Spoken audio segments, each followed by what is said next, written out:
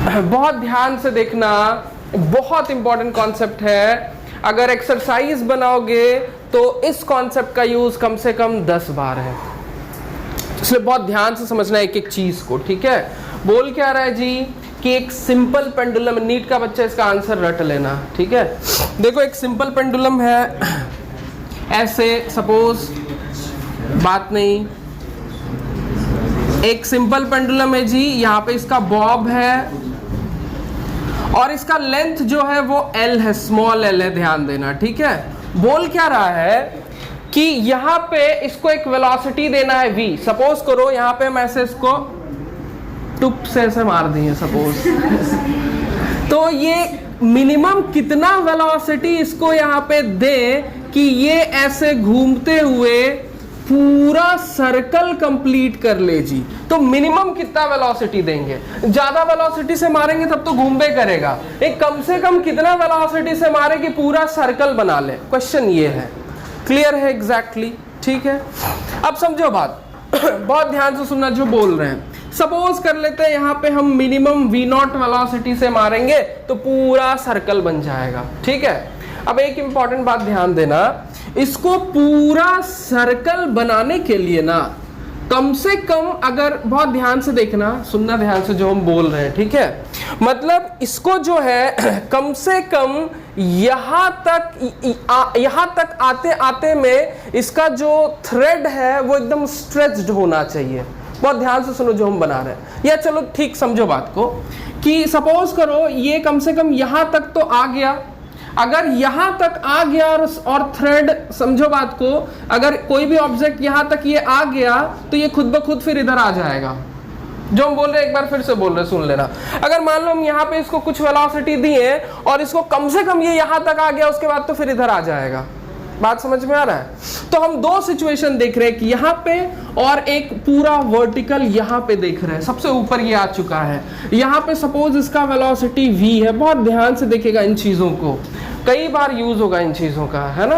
अब देखो समझो, हम दो प्रिंसिपल यूज करेंगे, दो बात यूज करेंगे। जब ये यहाँ पे पहुंच गया तो इसके, जब ये यहाँ पे पहुंच गया तो अगर ये सर्कुलर मोशन कर रहा है तो सेंट्रीपिटल फोर्स इस पे लगना चाहिए अंदर की तरफ, क्योंकि सर्कुलर मोशन कर रहा है ना जी।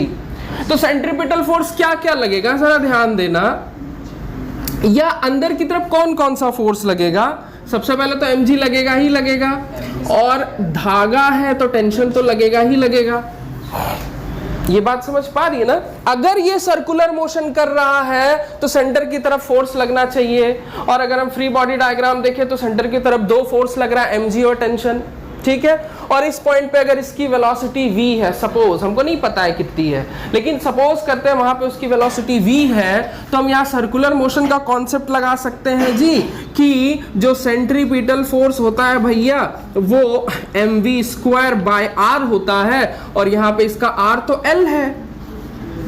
यहां तक तो कोई दिक्कत नहीं। और सेंट्रीपिटल फोर्स में कौन कौन है? दो चीज है, mg है और टेंशन है, इज इक्वल टू mv²/l है। बहुत ध्यान से यहाँ पे एक बहुत छोटा सा चीज, इंपॉर्टेंट चीज हम ऐड करेंगे। याद करो, अगर तुम लोग को याद हो, जो हम लोग वो बकेट वाला प्रॉब्लम किए थे कि बकेट में पानी था तो कितना मिनिमम वेलोसिटी से या कितना मिनिमम एंगुलर वेलोसिटी से घुमाया जाए कि पानी न गिरे, ऐसा क्वेश्चन किए थे, याद है? देखना उसमें हम लोग क्या किए थे, बकेट जब ऊपर चला गया था ना, बकेट जब ऊपर चला गया था, ये इसके अंदर पानी था, तो बकेट पे दो फोर्स लग रहा था। इस डायरेक्शन में mg लग रहा था, ध्यान देना, और बकेट पे, बकेट जो है वो पानी पे इस डायरेक्शन में नॉर्मल भी लगा रहा था। बकेट से अटैच्ड रहता पानी ना, तो बकेट नॉर्मल लगाएगा पानी पे, इसमें तो कोई दिक्कत नहीं है। अब देखो हम, क्या क्वेश्चन था कि किस मिनिमम वेलोसिटी से उसको रोटेट किया जाए कि पानी न गिरे। तो जब भी ऐसा क्वेश्चन आए, मिनिमम पूछेगा, तो यहां पे हम लोग जो है सो नॉर्मल को 0 ले लिए थे। अगर वो क्वेश्चन याद नहीं है एक बार जरूर देख लेना। तो जब भी मिनिमम का क्वेश्चन आए तो टेंशन नॉर्मल 0। तो यहाँ मिनिमम वेलोसिटी की बात हो रही है कि कितना मिनिमम वेलोसिटी से उसको थ्रो किया जाए, टेंशन 0 ले लेंगे। बात समझ में आया क्या बोल रहे? तो कहानी क्या हो गया जी, mg is equal to mv square by l। हम यहाँ ब्रैकेट में लिख देते हैं 4 मिनिमम वेलोसिटी, 4 मिनिमम वेलोसिटी। यहां तक किसी को कोई दिक्कत? ठीक है। अब देखो हमको mv स्क्वायर का जरूरत पड़ेगा, तो हम mv स्क्वायर फाइंड कर रहे हैं। हम यहां लिख दे रहे हैं mv स्क्वायर क्या हो जाएगा जी, mgl नहीं हो जाएगा। देख लो तो mv स्क्वायर का हमको जरूरत पड़ेगा, कहाँ कैसे जरूरत पड़ेगा हम लोग अभी देख लेंगे। क्लियर है यहाँ पे ये बात? यहां तक किसी को कोई दिक्कत? हम फिर से एक बार समराइज कर रहे हैं, ठीक है। ये बॉब है, पेंडुलम है, पेंडुलम का ये बॉब है। क्वेश्चन में पूछा है कि यहाँ पे बॉब को कितना वेलोसिटी दे कि पूरा सर्कल बन जाए, पूरा सर्कुलर मोशन कर ले। क्लियर? तो अगर ये सर्कुलर मोशन बॉब कर रहा है और सर्कुलर मोशन करते करते सपोज करो यहाँ एकदम एक हाइट पे आ गया, सपोज करो इस पॉइंट को हम नाम दे रहे हैं ए और इस पॉइंट को नाम दे रहे हैं बी, ठीक है। सपोज करो अगर सर्कुलर मोशन करता करता बी पे पहुंच गया जी, तो अगर बी पे ये सर्कुलर मोशन कर रहा है अभी भी ना, तो बी पे सेंट्रीपिटल फोर्स लगेगा। सेंट्रीपिटल फोर्स मतलब सेंटर की तरफ, और सेंटर की तरफ दो फोर्स लग रहा है, mg और टेंशन। तो सेंट्रीपिटल फोर्स का रोल कौन प्ले कर रहा है, mg प्लस टेंशन दोनों मिलके। तो इन दोनों को मिला के सेंट्रीपिटल फोर्स के बराबर लिख दिए, कहीं दिक्कत नहीं होना चाहिए।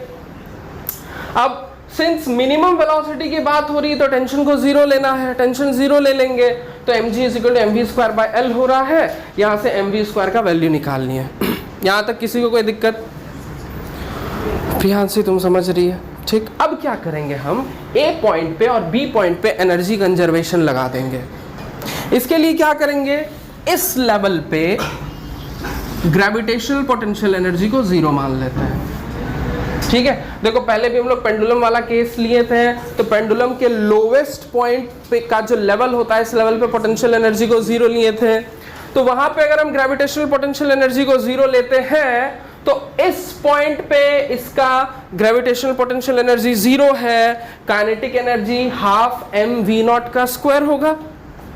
समझ रहा है? तो यहां पे इसका टोटल एनर्जी क्या हो गया, gravitational potential energy zero, kinetic energy half mv0 का स्क्वायर। और तो कोई एनर्जी उसके पास है ना, स्प्रिंग वगैरह तो कहीं सीन में नहीं है। क्लियर? अब इज इक्वल टू उस पॉइंट पे सारा एनर्जी लिखेंगे, तो उस पॉइंट पे पोटेंशियल एनर्जी क्या हो जाएगा, potential energy half mv square तो काइनेटिक एनर्जी होता है। बोलो जी, उस पॉइंट पे पोटेंशियल एनर्जी क्या हो जाएगा पार्टिकल का, जमीन से यानी जीरो पोटेंशियल लेवल से उसका हाइट कितना है, 2l है ना हाइट उसका, तो हाइट की जगह 2l रखोगी ना, mg2l। नहीं समझ रही है? जीरो पोटेंशियल लेवल से जितना ऊपर जाता है, जितना h ऊपर जाता है पोटेंशियल एनर्जी, उतना mgh हो जाता है ना जी, रिवीजन की है ना। तो यहाँ जीरो लेवल से 2l ऊपर है, तो पोटेंशियल एनर्जी क्या हो जाएगा, mg इंटू 2l, 2 बाहर लिखते हैं, 2mgl लिख रहे हैं। और वहां पे काइनेटिक एनर्जी क्या हो जाएगा, mv स्क्वायर का वैल्यू जो वहां निकाल के रखे हुए हैं उसको पुट कर दे इक्वेशन 1 से, ठीक है, रख देते हैं। तो इक्वेशन 1 से रख दिए, तो हाफ mv0 का square is equal two plus mv square की जगह पे mgl/2 सॉल्व करते हैं, तो हाफ mv0 का स्क्वायर इज इक्वल टू 5, 2 उड़ा दे, mm उड़ा दे, v0 का स्क्वायर इज इक्वल टू, तो v0 इज इक्वल टू, कहीं कोई दिक्कत? मतलब समझो ना, बहुत ज्यादा इंपॉर्टेंट क्वेश्चन है। अगर ये क्वेश्चन नहीं समझ में आया तो समझो कि 10 वो क्वेश्चन एक्सरसाइज का नहीं बनेगा। तो क्लियर कर लो अभी, ठीक है। किसी को कोई दिक्कत? हमेशा ध्यान देना, 2 कॉन्सेप्ट यूज कर रहे हैं, सर्कुलर मोशन का कॉन्सेप्ट यूज किए और एनर्जी कंजर्वेशन का कॉन्सेप्ट यूज किए। क्लियर है सबको? ठीक। और नीट का बच्चा डायरेक्ट फॉर्मूला याद करेगा। क्वेश्चन क्या है, क्वेश्चन रटो, फॉर्मूला रट लो, आंसर रट लो। क्वेश्चन क्या बोल रहा है कि एक पेंडुलम है, नीचे ऐसे लटका हुआ है जी, कितना वेलोसिटी इसको दिया जाए मिनिमम कि ये पूरा सर्कुलर मोशन कर जाए, तो कितना √5GL रटा हुआ होना चाहिए। कितना देखना, थोड़ा क्वेश्चन समझना। सपोज करो एक टेबल है,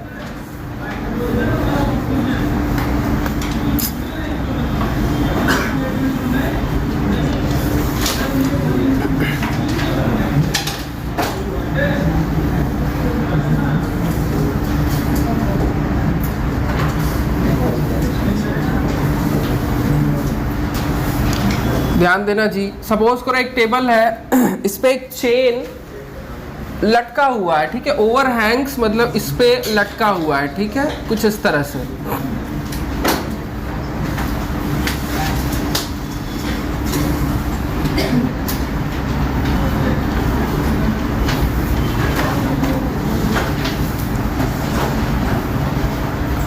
थोड़ा देखो तो कितना पार्ट ओवर हैंग से लिखा हुआ है,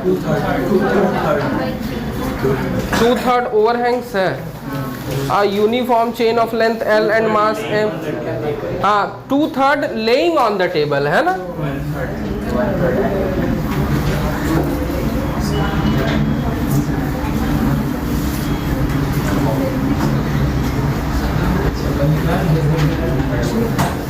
समझो, ध्यान देना, पूरे चेन की लंबाई है L, स्मॉल L की कैपिटल L है। समझो बात को, पूरे चेन की लंबाई है स्मॉल L और उसका जो 1/3 पार्ट है, 1/3 पार्ट मतलब L का 3rd पार्ट जो है इस तरह से लटका हुआ है और 2/3 पार्ट इधर है। समझ में आ रहा है बात? ठीक। अब क्या पूछता है, बहुत ध्यान से देखना, जब ये पूरा का पूरा गिर जाएगा, हम टेबल को थोड़ा और बड़ा बना दे रहे हैं, जब ये पूरा का पूरा गिर जाएगा, स्लिप कर जाएगा टेबल से, उस टाइम इसकी काइनेटिक एनर्जी क्या होगी ये फाइंड करना है। ठीक है, समझना बात को। हम इसको कैसे बनाएंगे, थोड़ा हम बात बता देते, समझा देते हैं। शुरू में देखो, बहुत ध्यान से सुनना, इस क्वेश्चन को हम कैसे बना सकते हैं। मेरे लिए ज्यादा आसान होगा अगर हम इस लेवल पे ग्रेविटेशनल पोटेंशियल एनर्जी को 0 लें, टेबल पे ग्रेविटेशनल पोटेंशियल एनर्जी को 0 लें, क्योंकि ये कितना ऊपर है जमीन से इसका हमको कोई अता पता नहीं है, लेकिन टेबल से कितना नीचे है इसका हमको अता पता है। बात समझ रहा है? तो हम क्या कि ये सब क्वेश्चन बनाते बनाते दिमाग में आ जाएगा, क्वेश्चन हम लोग बनाएंगे, रिवाइज करेंगे तो सब दिमाग में मेरा फिट हो जाएगा। तो हम क्या कर रहे हैं, किस लेवल पे ग्रेविटेशनल पोटेंशियल एनर्जी ले रहे हैं, टेबल के लेवल पे 0 ले रहे हैं पोटेंशियल एनर्जी। अब एक इंपॉर्टेंट बात समझना, ये क्वेश्चन 2 तरीके से बनाया जा सकता है। एक तरीका ऐसा है जिसमें कॉम्प्लेक्स इंटीग्रेशन यूज होगा, एक ऐसा तरीका है जिसमें इंटीग्रेशन यूज नहीं होगा, लेकिन ऐसा कॉन्सेप्ट यूज होगा जो हम लोग अभी तक नहीं पढ़े हैं, जिसको सेंटर ऑफ मास बोलते हैं। लेकिन सेंटर ऑफ मास का हम पूरा कॉन्सेप्ट बताए बिना भी इसको समझा सकते हैं। सीधा सा बात, सेंटर ऑफ मास का एक छोटा सा कॉन्सेप्ट ये समझेंगे हम लोग कि अगर कोई सॉलिड यूनिफॉर्म ऑब्जेक्ट होता है, यूनिफॉर्म मतलब हर जगह समान मास उसका डिस्ट्रीब्यूटेड है, ऐसा नहीं कि कहीं पे ज्यादा मोटा कहीं पे पतला है, कहीं पे इस तरह सा डिस्ट्रीब्यूशन नहीं, हर जगह यूनिफॉर्मली डिस्ट्रीब्यूटेड है। तो उस समझो एक इंपॉर्टेंट बात, हम लोग जब लॉज ऑफ मोशन पढ़ते थे या पढ़ रहे थे, तो जैसे ऐसे कोई भी ब्लॉक कंसिडर करते थे, तो इस ब्लॉक पे जो फोर्स लगता था, हम जब भी फोर्स दिखाते हैं जी, जैसे ग्रेविटेशनल फोर्स दिखाते हैं, mg दिखाते हैं तो ऐसे इस पॉइंट पे लगता हुआ दिखाते हैं, कोई दूसरा फोर्स दिखाते हैं तो इसी पॉइंट पे लगता हुआ दिखाते हैं। जरूरी थोड़े कि इसके बीचे वाले पॉइंट पे लगता होगा सारा फोर्स, हर जगह पे लगता होगा ना। लेकिन हम लोग क्या करते हैं, सिचुएशन को आसान करने के लिए, कॉम्प्लेक्स न बने सिचुएशन, इसीलिए ऑब्जेक्ट के सारे मास को बीच के पॉइंट पे कॉन्सेंट्रेटेड मान लेते हैं। ठीक है, और सारे मास को बीच के पॉइंट पे कॉन्सेंट्रेटेड मान के अगर हम कैलकुलेशन करते हैं तो मेरा आंसर सही आता है। तो वो पॉइंट जहां पे ऑब्जेक्ट के सभी मास को कॉन्सेंट्रेटेड माना जा सकता है, उस पॉइंट को उस ऑब्जेक्ट का सेंटर ऑफ मास कहते हैं। बात समझ रहा है? तो अगर ऑब्जेक्ट का मास हर तरफ बराबर से डिस्ट्रीब्यूटेड है, तो जो उस ऑब्जेक्ट का ज्योमेट्रिकल सेंटर होता है वही उसका सेंटर ऑफ मास होता है। है ना। लेकिन अगर ऑब्जेक्ट सर्कुलर है या सर्कल का कोई पार्ट है तो उसका सेंटर ऑफ मास ना ऑब्जेक्ट पे नहीं लाई करता है, सेंटर पे लाई करता है। हम लोग सेंटर ऑफ मास में डिटेल से इन सब चीज़ों को पढ़ेंगे, ठीक है। लेकिन अगर जैसे चेन है या ऐसे रॉड है सपोज करो, तो इसका सेंटर ऑफ मास एग्जैक्टली बीच में लाई करेगा। इतना बात क्लियर है? मतलब सेंटर ऑफ मास बीच में लाई करेगा, कहने का मतलब हम ऐसा कर सकते हैं, अगर मान लो ये 10 kg का रॉड है तो हम कैलकुलेशन में क्या कर सकते हैं, इस पूरे रॉड को एक पॉइंट ऑब्जेक्ट मान सकते हैं जो कि इसके सेंटर ऑफ मास पे रखा हुआ है, और उस पॉइंट का मास हम 10 kg मान सकते हैं। मतलब पूरे रॉड को हम एक पॉइंट से रिप्लेस कर सकते हैं, और वो पॉइंट कहाँ पे होगा, सेंटर ऑफ मास पे, और उस पॉइंट का मास 10 kg मान सकते हैं। तो इससे मेरा कैलकुलेशन आसान हो जाएगा। हमको पूरा रॉड देखने का जरूरत नहीं है, हमको खाली पॉइंट देखने का जरूरत है। पूरा रॉड हटा दिए जी कहानी से। बात समझ में आ रहा है क्या बोल रहे हैं? ठीक है। इसी तरह से अब हम यही चीज जो अभी हम किए ना, पूरा रॉड हटा दिए, खाली बीच में एक पॉइंट ले लिए जिसका मास रॉड के मास के बराबर था। सेम काम हम यहाँ पे भी करेंगे। क्या करेंगे, हम एक अलग से फोटो बना देते हैं।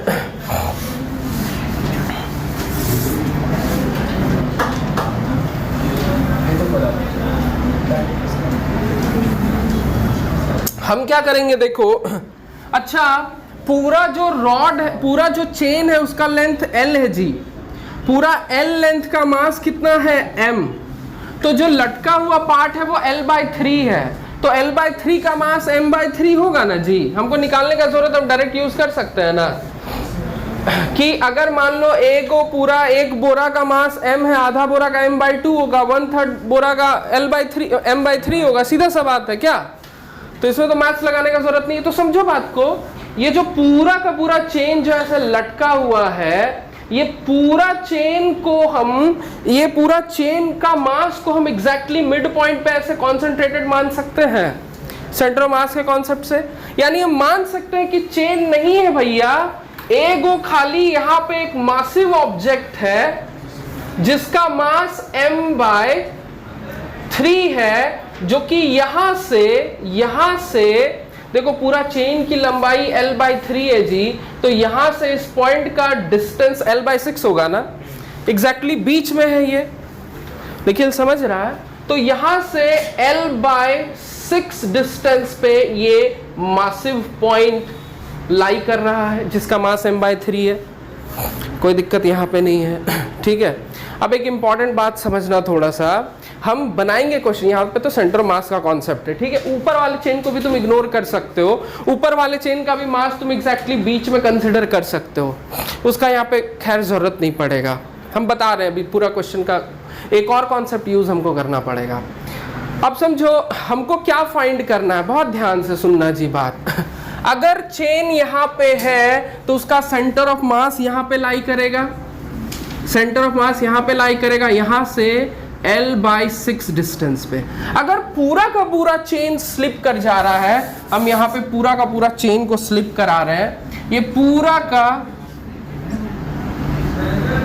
पूरा चेन स्लिप कर गया जी, तो इसका सेंटर ऑफ मास अब यहाँ मिड पॉइंट पे लाई करेगा, जो कि यहाँ से पूरा चेन का लंबाई L है ना, तो सेंटर ऑफ मास कहाँ पे होगा, L/2 पे होगा। यहाँ तक कोई दिक्कत? ये बात समझ गया? ये इनिशियल सिचुएशन है, वो फाइनल सिचुएशन है। क्लियर? अब समझो हम क्या करेंगे।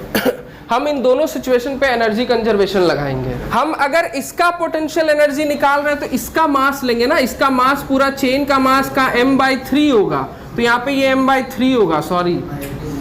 तो यहाँ पे ये क्या हो जाएगा, -mgL/18 होगा, क्योंकि हम इसका मास, समझो बात को, ये जीरो लेवल से L/6 है, तो इसका मास इंटू G इंटू इसका हाइट या डेप्थ लेंगे ना, तो इसका मास तो भैया M/3 है, तो इसका मास अगर हम M/3 लेंगे तो ये पूरा -mgL/18 होगा, है ना। बाकी यहाँ पे पूरा चेन है, इसलिए यहाँ पे पूरा चेन का मास लिए, बस ये थोड़ा सा यहाँ पे जो है 18 होगा, ये खाली है ना। अब यहाँ mgl बाहर निकल गया तो ये 1/2 माइनस 1/18 कर रहे हैं, ठीक है। 4/9 तो ये हो जाएगा, ये आंसर होगा। इसको खाली समझना है ना, क्योंकि जो मास हैंग्ड है हम इसका मास लेंगे इसका पोटेंशियल एनर्जी निकालने के लिए, समझ रही है? बस 4 mgl/9। कोई किसी को कंफ्यूजन होगा तो एक बार पूछ लेना, है ना। एक बार फिर समझा दे। एक बार हाँ, हम एक बार समराइज कर दे रहे हैं। देखो समझो, एक बार फिर से हम समराइज कर दे रहे हैं चीजों को, है ना। देखो L/3 पार्ट जो चेन का है वो ऐसे ओवरहैंग किया हुआ है, तो केवल इसी का पोटेंशियल एनर्जी होगा, इसका पोटेंशियल एनर्जी नहीं होगा। तो हम अब इसका पोटेंशियल एनर्जी फाइंड करेंगे। इसका पोटेंशियल एनर्जी फाइंड करने के लिए हमको इसका मास चाहिए होगा। पूरा चेन का मास m है तो इसके 1/3 पार्ट का मास m/3 होगा, और हम पूरे मास को एग्जैक्टली मिड पॉइंट पे कॉन्सेंट्रेटेड मान ले रहे हैं, है ना। पूरा यहां से यहां तक का लेंथ है L/3, तो मिड पॉइंट का यहां से डेप्थ होगा L/6, ठीक है। इसका मास है m/3, तो हम इसका पोटेंशियल एनर्जी निकालेंगे। जीरो लेवल से नीचे है तो माइनस mgh होता है, माइनस m के जगह पे इसका मास लिखेंगे m/3 g, और इसका यहां से जो डेप्थ है L/6 सो लिख दिए। इसको सॉल्व कर दिए, माइनस mgl/18 आ गया। यहां का पोटेंशियल एनर्जी आ गया। क्लियर? अब क्या हुआ कि पूरा चेन स्लिप कर गया है, तो अब पूरा चेन स्लिप कर गया, चेन का कोई भी पार्ट जीरो लेवल पे नहीं है ना, तो पूरा का पूरा चेन का पोटेंशियल एनर्जी होगा। वहां पे चेन का कुछ पार्ट जीरो लेवल पे था तो इसका पोटेंशियल एनर्जी कुछ नहीं रहता, खाली इसका पोटेंशियल एनर्जी रहता, इसलिए खाली इसका निकालें। लेकिन यहाँ पे तो चेन का पूरा पार्ट हैंग किया हुआ है, तो पूरा का पूरा पार्ट का पोटेंशियल एनर्जी होगा। तो पूरा का पूरा पार्ट का पोटेंशियल एनर्जी निकालेंगे। इसका सारा का सारा मास बीच में मान लिए, तो पूरा चेन का लेंथ है L, तो यहाँ से मिडिल पॉइंट का डेप्थ जो हो जाएगा L/2 हो जाएगा, और पूरा चेन का मास m है तो इस पॉइंट का मास m ले लेंगे, इसका पोटेंशियल एनर्जी निकालेंगे तो mg, यहाँ से इसका जो डेप्थ है L/2, तो लेकिन जीरो लेवल से नीचे है तो माइनस लिखेंगे, माइनस mgl/2 डेप्थ जो है। अब क्या किए, increase in potential energy, increase in kinetic energy is equal to decrease in potential energy. Energy conserved रहता है, जितना पोटेंशियल एनर्जी घटेगा उतनी ही काइनेटिक एनर्जी बढ़ जाएगा। तो वहां पे काइनेटिक एनर्जी जीरो था, यहाँ पे कुछ हो गया, तो इंक्रीज कितना हुआ, फाइनल माइनस इनिशियल, और घट कितना गया सो फाइंड करेंगे। तो पहले इतना था, इतना में से इतना और घट, इतना हो गया, तो उतना में से इसको सब्ट्रैक्ट कर दे रहे, इतना घट गया, तो डिक्रीज इन पोटेंशियल एनर्जी कर दिए।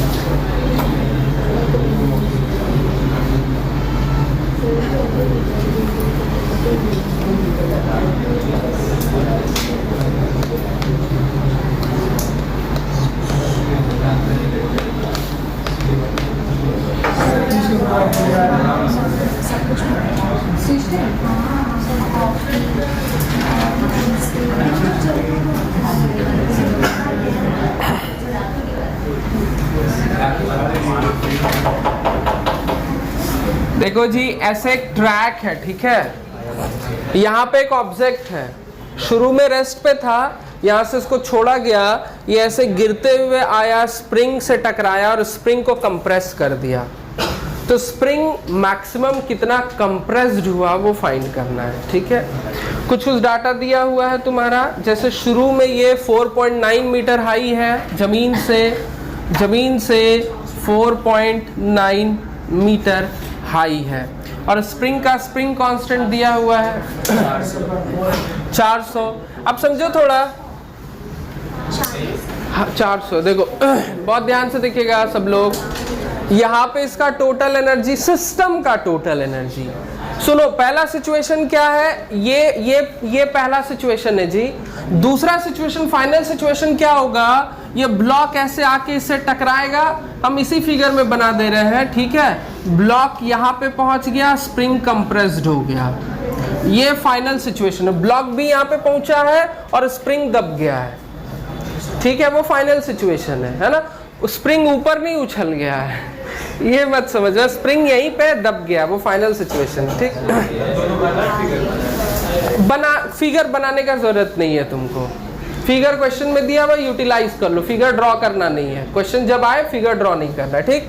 अब देखो हम क्या करेंगे, इनिशियल सिचुएशन में टोटल एनर्जी, इनिशियल सिचुएशन में ब्लॉक का potential energy, gravitational potential energy mgh लेंगे ना जी, जीरो इस लेवल पे लो, क्योंकि यहां से तुमको हाइट दे दिया गया है, तो इस लेवल पे जीरो ले लेंगे।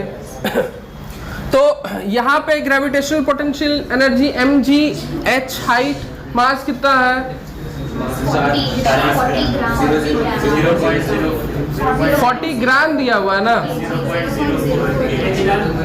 ये m हो गया, g ले लेते हैं 9.8 और हाइट दे दिया है 4.9। इसका ग्रेविटेशनल पोटेंशियल एनर्जी हो गया, इसका काइनेटिक एनर्जी तो जीरो है, और इनिशियल सिचुएशन में स्प्रिंग दबा हुआ नहीं है, तो सारा एनर्जी कुछ भी नहीं होगा, बस खाली यही होगा जो होगा। अब फाइनल सिचुएशन पे आते हैं। फाइनल सिचुएशन में ब्लॉक पहुंच गया जमीन पे, ब्लॉक का ग्रेविटेशनल पोटेंशियल एनर्जी नहीं होगा, और स्प्रिंग को जब मैक्सिमम दबा दिया है तो ब्लॉक रुक गया है, ब्लॉक का काइनेटिक एनर्जी भी नहीं होगा, लेकिन स्प्रिंग x कंप्रेस्ड हो गया है, तो स्प्रिंग का spring potential energy half kx square के 400 दिया हुआ है। बोलो क्या माइनस में आएगा, वर्क डन होता है, potential energy negative of the work done होता है, तो हाफ के एक्स स्क्वायर होता है, चाहे कंप्रेस हो चाहे एक्सटेंड हो। अब देखो जी, ये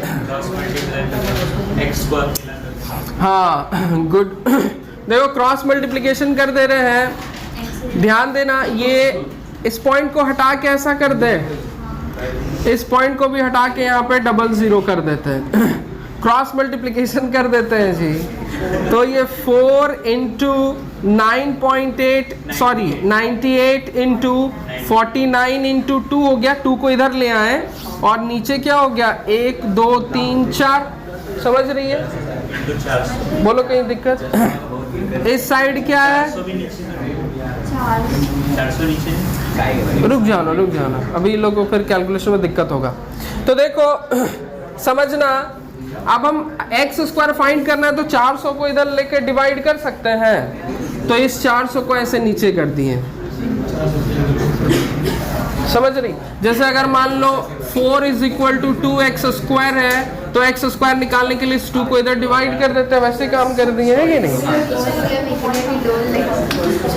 अरे ठीक है, अब देखो समझना, सबका स्क्वायर, अब x चाहिए हमको तो उधर सबका स्क्वायर रूट करना पड़ेगा ना, तो x अगर हमको निकालना होगा तो 4 का स्क्वायर रूट तो 2 हो जाएगा, 98 और ये भी 98, 2 को 98 का स्क्वायर रूट करेंगे तो 198,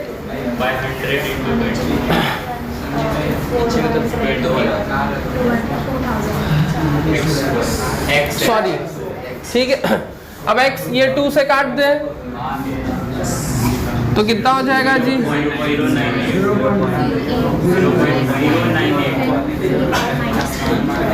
ये आ गया अपना x मीटर में,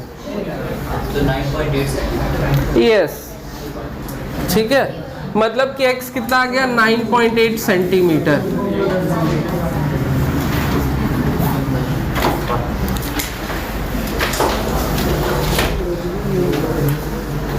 क्या बोलो जी? नहीं कुछ दिक्कत है तो तुम बोल सकता है, उसको सॉल्व किया जाएगा।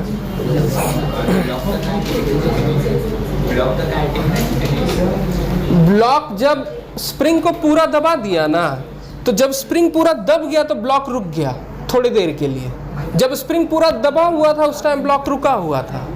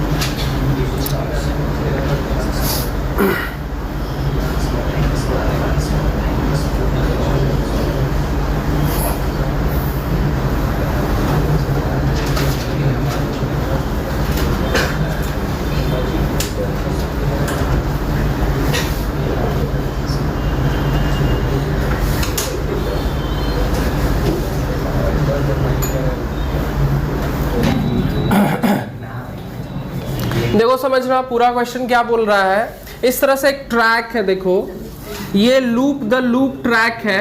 एक बिना इंजन की गाड़ी, यहाँ पे ट्रैक में कोई फ्रिक्शन नहीं है, ठीक है। बिना इंजन की गाड़ी है, इसको हल्का सा भी खाली पुश कर दे या मान लो यहाँ पे ऐसे रख दे, अब ये गिरने लगा, स्लाइड करने लगा। ऐसे स्लाइड कर रहा है, स्लाइड करते करते ये सर्कुलर पार्ट में घुस जाएगा। और समझो बात को, यहाँ पे क्वेश्चन क्या पूछा है? क्वेश्चन बोल रहा है कि find the minimum value of H. मतलब देखो ये जो हाइट है ना, इस हाइट का वो मिनिमम वैल्यू फाइंड करना है जहां से इसको ढलाया जाए या ढलकाया जाए कि ये आके पूरा एक लूप कंप्लीट कर ले। अगर ये हाइट कम रहेगा तो इसको पोटेंशियल एनर्जी कम मिलेगा, पोटेंशियल एनर्जी कम मिलेगा तो स्लोली आके आएगा, पूरा लूप हो सकता है कंप्लीट ना हो पाए। तो मिनिमम कितना हाइट होना चाहिए कि पूरा लूप कंप्लीट हो जाए। इतना बात क्लियर है? ठीक है। अब देखो कहानी क्या है। अभी जो कार है वो कार यहाँ पे है, ध्यान देना। हम क्या करते हैं, ऐसा करते हैं ना, इस लेवल पे पोटेंशियल एनर्जी जीरो ले लेते हैं, ये लेवल पे पोटेंशियल एनर्जी जीरो ले लेते हैं। समझो बात को, इस लेवल पे पोटेंशियल एनर्जी जीरो ले लिए, ठीक। शुरू में कार के पास कोई एनर्जी नहीं है, ना पोटेंशियल एनर्जी ना काइनेटिक एनर्जी, ठीक है। बोलो। साथ में जाने बोल देंगे। देखो जी 5 मिनट तो तुम लोग को हम छोड़ देंगे, 7 बजे तक पहुंच जाना सब लोग, ठीक है। सुनो अब ध्यान से, अगर ये पूरा सर्कुलर लूप कंप्लीट कर ले रहा है तो मतलब क्या हुआ, कार यहां से कम यहां तक तो आराम से पहुंच जाएगा, ठीक है, सपोज करो, है ना। और यहां पे जब ये आया तो हम ये सपोज करते हैं कि इस जगह पे इसकी वेलोसिटी v है, वही वाला जो इसके पहले हम लोग पेंडुलम वाला किए थे, याद है। हम दोनों जगह पे सपोज इस पॉइंट को a नाम दे देते हैं, इस पॉइंट को b नाम दे देते हैं, a और b पे कंजर्वेशन ऑफ एनर्जी लगा देते हैं। तो a पे तो टोटल एनर्जी जीरो हो गया ना सिद्धांत।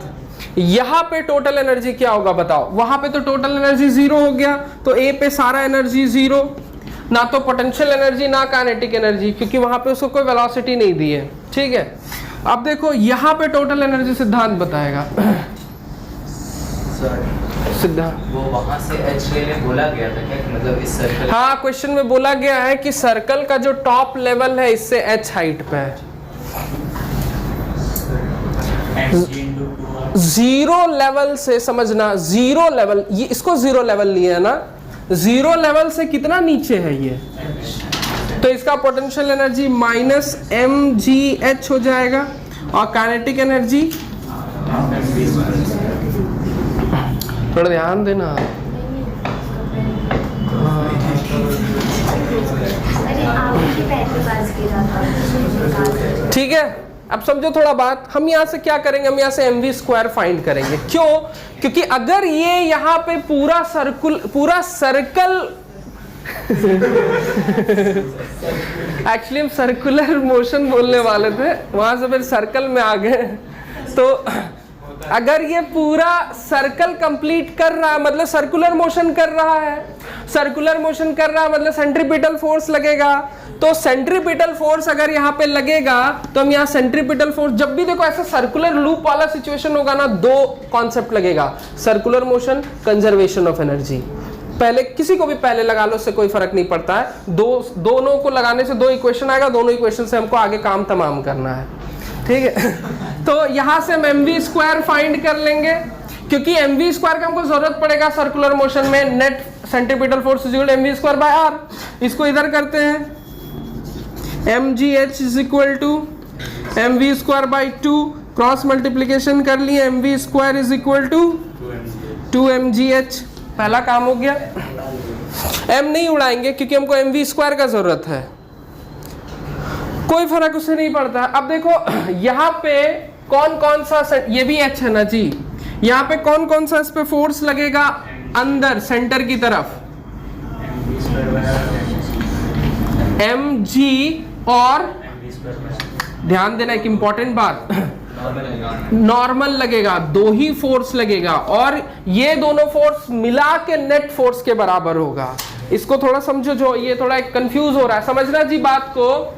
जैसे समझो मेरी बात, अगर यहाँ पे दो फोर्स लग रहा है mg और नॉर्मल, ठीक है, तो हम लोग को पता है कि जो नेट फोर्स होता है वो मास इनटू एक्सेलरेशन के बराबर होता है ना।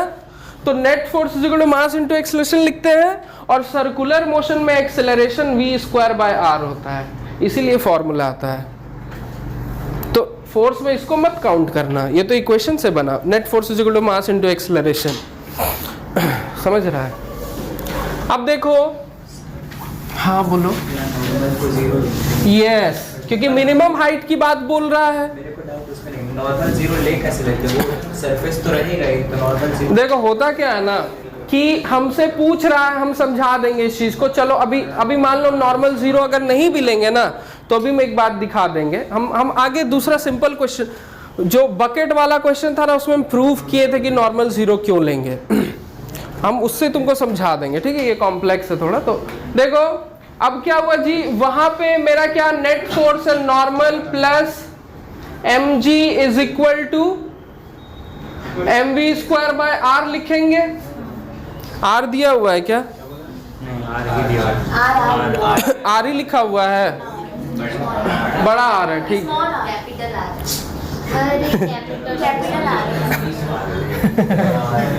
तो समझना जी, फॉर मिनिमम h हमको क्या करना पड़ेगा, नॉर्मल को जीरो लेना पड़ेगा। हम आगे दिखा देंगे, नॉर्मल को जीरो नहीं लेके भी हम दिखा देंगे, है ना। पहले इसको कर लेते हैं। तो नॉर्मल जीरो हो गया, mg is equal to mv square by r हो गया। mv स्क्वायर का वैल्यू पुट कर दें, क्या है जी,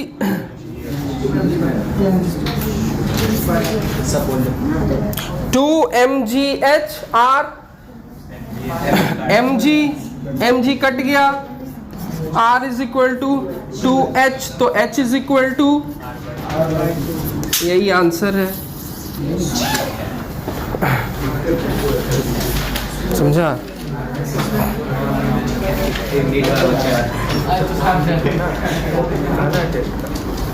अभी बाद में दिखा देंगे, केमिस्ट्री अपराजी सर को बोल दीजिएगा ना, दिखा देंगे। समझ गया? कोई दिक्कत है क्या? तुम परेशान बुझाता है आजकल, है ना।